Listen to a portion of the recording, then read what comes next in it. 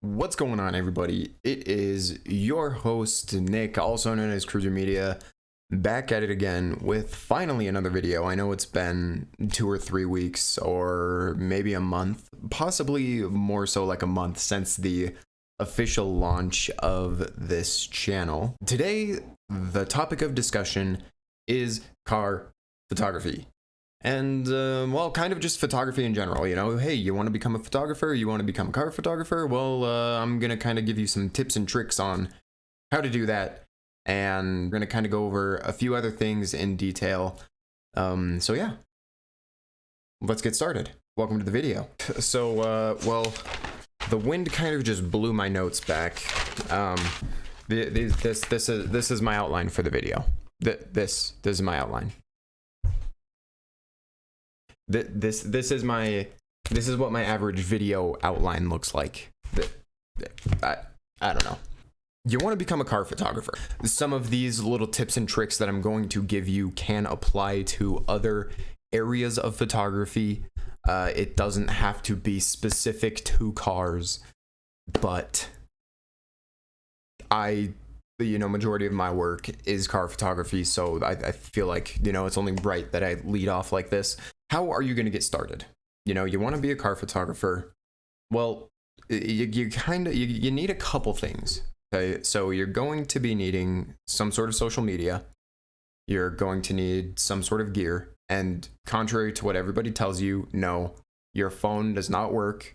Yeah, it works well for TikTok and Instagram Reels and YouTube. I've heard it so many times. My phone can do the same thing, and my phone pictures look just as good as a DSLR. No, they don't. So there's like a, you begin and you work your way up, you get better, and then you hit this plateau. And we call this the plateau of retardation. Photography in a whole is just a never-ending journey. You're always improving, you're always finding new coloring, you're always, trying to improve yourself. So don't be one of those people and get stuck on plateau retard. Kind of got derailed there for a second, but no, contrary to what everybody tells you and what you might hear, no, your phone is not going to cut. Your phone's not going to make the cut. Social media and gear are going to be the biggest things.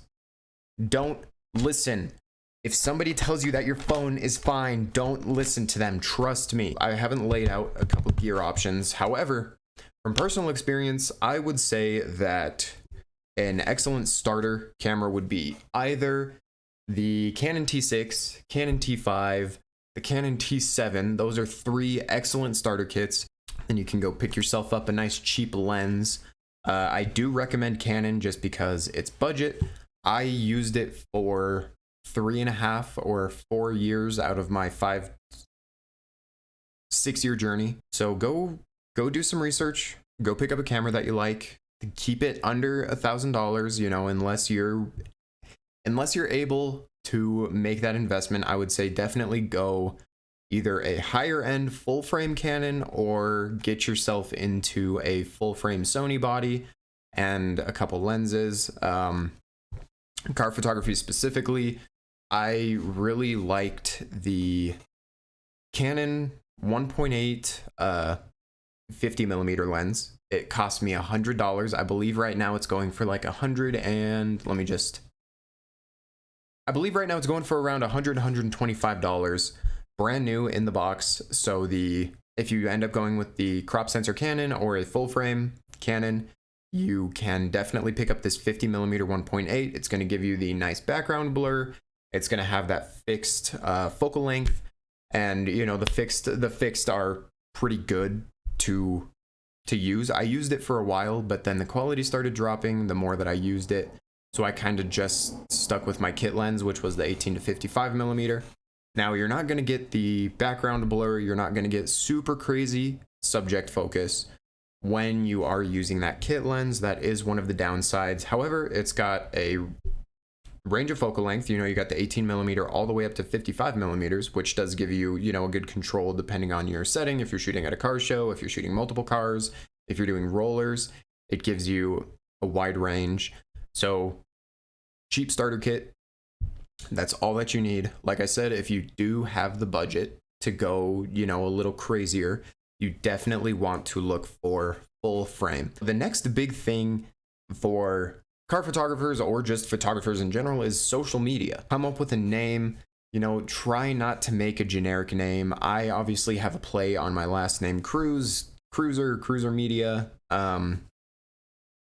which when I started like six years ago, it started off as Nick Cruz Photography, and then I realized I think I want to do something a little more catchy because, you know, you've got everybody's name and photography and media and blah blah blah. So if you can, you want to come up with a unique name, you know, something that's going to make you stand out from the crowd. You know, you don't want to see Nick Cruz Photography, Jason Smith Photography, media, etc. You know, you want to throw it up, make a little shake in the make a little ripple, you know, you want to stand out from the crowd is what I'm trying to say. So social media presence is extremely important. As much as Instagram has changed and has moved away from pushing photos to more video content, Instagram is still the best platform for photographers, starting photographers, car photographers. It is still the best platform. Twitter is runner up, but you know, Twitter, you're not going to really find more local clients as you will on Instagram. That's been my experience, at least, is Twitter hasn't done anything for me. I just post the pictures and get retweets and likes and followers that I will never know. But Instagram, you have more of a centralized following. You know, you get local people, you follow local people, they follow you. You meet them at car shows, exchange Instagrams. You know, it's more geared towards photographers, even though they're kind of trying to push away and replicate TikTok, of course. Instagram, that's really all that you need. You know, if you aren't going to be making super crazy video edits or anything like that, you know, Instagram, just sign up. Remember, better username, you know, do something that's going to stand out a little bit, you know, even if it's not like too shaken up or too different, you know, just something that, you know, is eye-catching, maybe something that'll stand out. And you want to be active, you want to be as active as possible.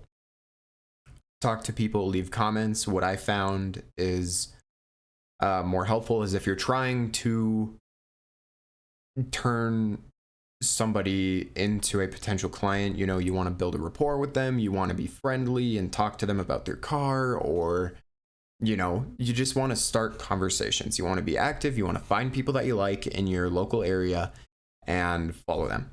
Follow other photographers, study their work, and it's a great resource.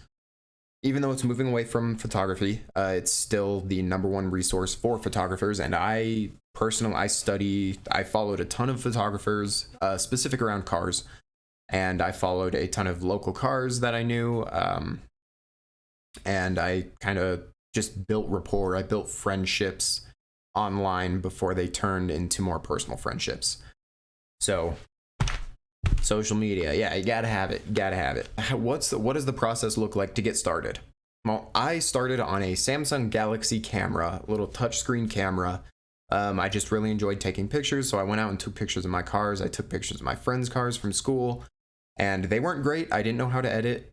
I knew absolutely nothing about editing. I just saw cool car pictures, and I wanted to replicate them to the best of my abilities at that stage that I was in life. I ended up moving out of my parents, which is when I really launched this photography journey.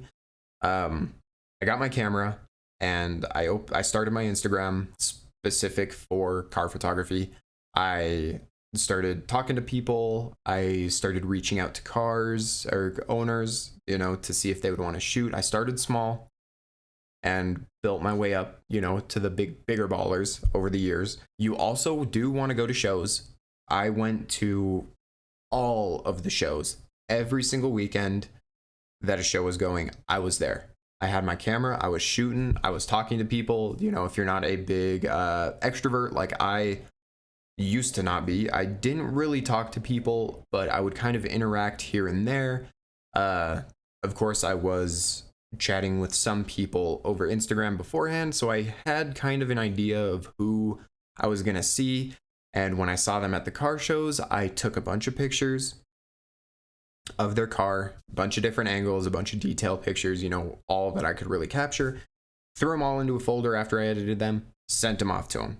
That was it. And, you know, sometimes they would get used, sometimes they wouldn't. You know, I was fairly new to the game, so I was still kind of figuring out like a style that I was going to use. I was still trying to, you know, learn the basics of the camera. I was still trying to learn angles and all of that stuff. So sometimes my pictures would get used, sometimes they wouldn't, you know, just be prepared for that. But that also meant that I had a ton of content from car shows to post. And back then, when it was a little easier to grow just posting photos, I want to say that I posted once every 2 days to almost every day. For a while there, I was posting every single day, and that's really what helped build me a reputation. And in the interim, when I wasn't shooting or when I had no events going on, I would be going back to old photo sets and re-editing them. So that, you know, it's a grind for sure. You know, you got to make yourself known. You got to start posting.